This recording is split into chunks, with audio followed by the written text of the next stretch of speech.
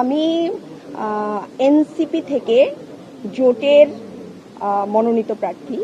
তো সেক্ষেত্রে আমি শুরুতে এনসিপির কে ধন্যবাদ জানাই, আমার দলের আহ্বায়ক এবং যারা এই সিদ্ধান্ত নিয়েছেন, সিদ্ধান্তের সাথে আছেন, তাদেরকেও ধন্যবাদ জানাই যে তারা আমাকে এই জন্য যোগ্য মনে করেছেন এবং তারা দল থেকে আমাকে মনোনয়ন দিয়েছেন।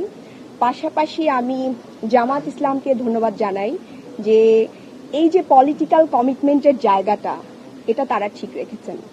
একটা জোট আসলে একটা কমিটমেন্ট, সেটা দেশের স্বার্থে, জনগণের স্বার্থে আমরা একসাথে কাজ করব, এটাই আমাদের কমিটমেন্ট ছিল এবং জনকল্যাণের স্বার্থে। সেইখান থেকে দেখেন অনেক বড় বড় পার্টি আছে, তারাও জোট করেছেন, কিন্তু তারা কিন্তু তাদের পলিটিক্যাল কমিটমেন্ট বা জোটের প্রার্থীদেরকে, অনেক বেশি সিট থাকার পরেও তারা কিন্তু জোটের প্রার্থীদেরকে ওইভাবে সম্মান করেননি। তো এই জায়গা থেকে আমি বাংলাদেশ জামায়াত ইসলামকে ধন্যবাদ জানাই যে তারা তাদের পলিটিক্যাল কমিটমেন্টের জায়গা ঠিক রেখেছেন।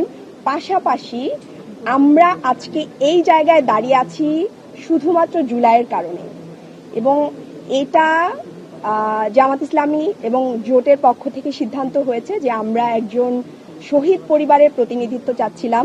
সেখান থেকে আমাদের সাথে শহীদ পরিবারের একজন প্রতিনিধি আছেন, একজন মা আছেন, শহীদ জাবিরের মা আছেন।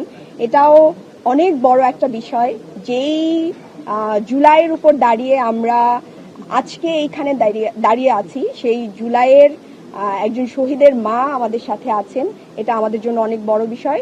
তো এই জায়গা থেকে আমরা আশা করি, এবং আমাদের সাথে যেসব আপারা আছেন ওনারা খুবই কোয়ালিটি সম্পন্ন, ওনারা অনেক অভিজ্ঞ এবং রাজনৈতিকভাবে এনারা আমাদের থেকে অনেক বেশি অভিজ্ঞ।